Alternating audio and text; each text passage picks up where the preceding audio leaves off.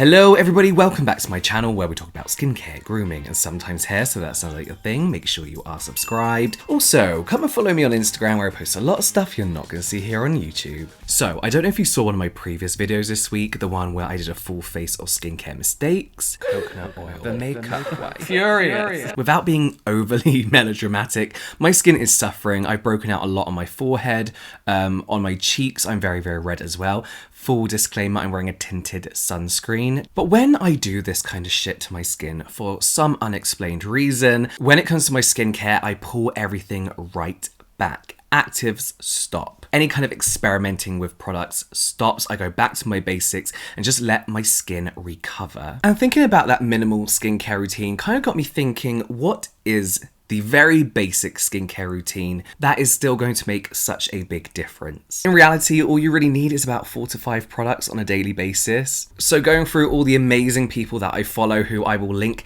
down below, who are experts in the skincare realm, cosmetic chemists, science educators, dermatologists, etc, estheticians. I'll link all my favorites down below.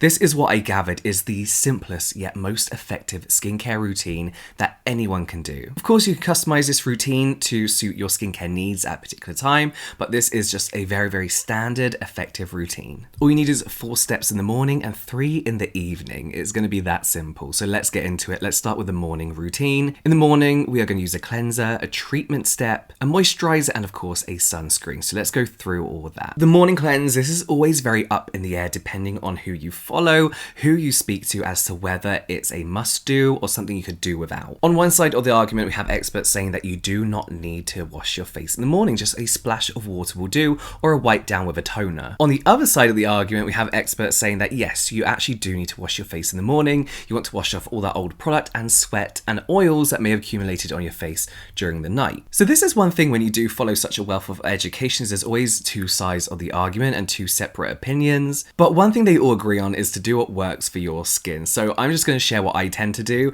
when it's summer here in England, so 4 days of the year. I tend to give my face a proper cleanse in the morning. So when it's hot, so when I've been sweating throughout the night, when I'm a little bit oily, I will wash all that crap off my skin. During the winter, when I wake up with very dry skin, I will not cleanse, I will not put water on my skin in the morning. That's personal preference, that's what I tend to do, and what works for me. So yeah, find out what works for you. The next stage is the treatment stage, my favorite stage of the skincare routine, and kind of when you get into your skincare more, if you want to play around with skincare more, this is really the stage where you can pick and choose different serums, different treatments to help benefit particular skincare needs. There really is a serum for every skincare concern. But the one ingredient in the treatment stage that stuck out overall, and that the majority of experts seem to agree with, is that a vitamin C serum in the morning is hugely beneficial. Again, there are 2 sides to this argument. Yet most dermatologists will recommend a vitamin C serum in the morning. So what does vitamin C actually do as an ingredient? A factor of things. I personally enjoy it for evening out my skin tone,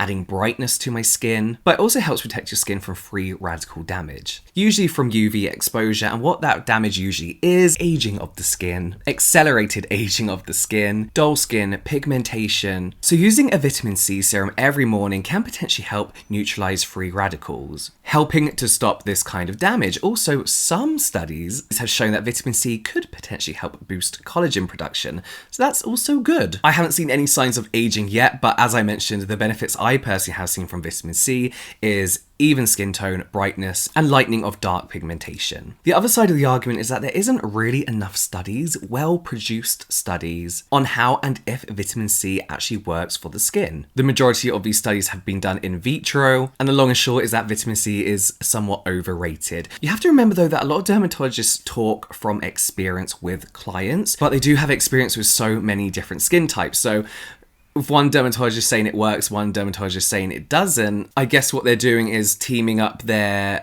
research with their clients. If it works great for some, they're going to say it works. If it doesn't work for the others, I guess they're going to say it doesn't work. It's very easy to cherry pick data and kind of prove your point that way. But again, what I will say is dermatologists, experts, etc. always say if it's working for you, continue to use it. Scientists are always the first people to be like, science isn't black and white. Like, it's not a yes or no answer. Moisturizer Moisturizer is the next step and another important step. And I do actually think a lot of us do it, whether we're using the right moisturizer or not. I feel like a lot of people do it. If you have skin on the oilier side, you should still use a moisturizer. And of course, if you have drier skin, you should of course be using a moisturizer. Moisturizers are there to protect your skin. And I would say in the morning, you don't really have to pick anything fancy. I always use this example, but I used to work with a girl who spent so much money on skin. Sorry, there's a pigeon bullying another pigeon up there. I want to go clap. I used to work with a girl who spent so much money on importing this like gold laced moisturizer from France. It was like 180 quid. And I was like, that's not really going to do anything for you. You literally just need a basic moisturizer. And I feel like this because a lot of brands do push their creams as like, anti-aging creams. And these moisturizers are the key to every kind of skincare concern you have, when really I feel like that's the serum stage. Really, you just need a moisturizer that's going to form a protective layer over your skin. And really the most basic moisturizers are usually the most effective as well. But you should look out for different textures and consistencies when it comes to picking a moisturizer that's right for your skin. For example, thicker moisturizers and creams with like those oils and buttery ingredients that are great for drier skin. And gel type moisturizers or even oil-free moisturizers, which I personally don't like for myself, but a lot of oily people have success with moisturizers without oil in. They're great for more oily people. Ingredients I personally look out for in a moisturizer are things like ceramides, glycerin, shea butter, emollients, and humectants. An extra option you might want, you don't have to do though, is have a separate morning and evening moisturizer. This isn't to say you need to rush out and buy a dedicated night cream. I tend to find that they're a little bit more expensive because they are really the moisturizers that the brands push as having these amazing miracle ingredients in that are gonna magically make you 10 years younger overnight. However, if your morning moisturizer contains an SPF, you don't want to be using this at night. And in the evening, you might want a thicker, more occlusive moisturizer, even if you do have oily skin, to really help trap in that moisture, that water, that hydration, and prevent transepidermal water loss. I personally do opt for a thicker moisturizer in the evening. I look for more occlusive ingredients like petroleum, fatty alcohols, cholesterol, to name a few. If you're not going to use a sunscreen, then yes, you can use a moisturizer with SPF 30 above, please. SPF 15 it's not really a thing. But you must apply enough. You must apply the same amount of moisturizer that you are recommended to apply sunscreen, and you have to reapply this throughout the day like you would do a normal sunscreen. This may be the best option for people with oily skin again, so you don't, in case you don't want to be layering moisturizer and then sunscreen over the top. Either way, you're kind of going to keep layering throughout the day, hopefully.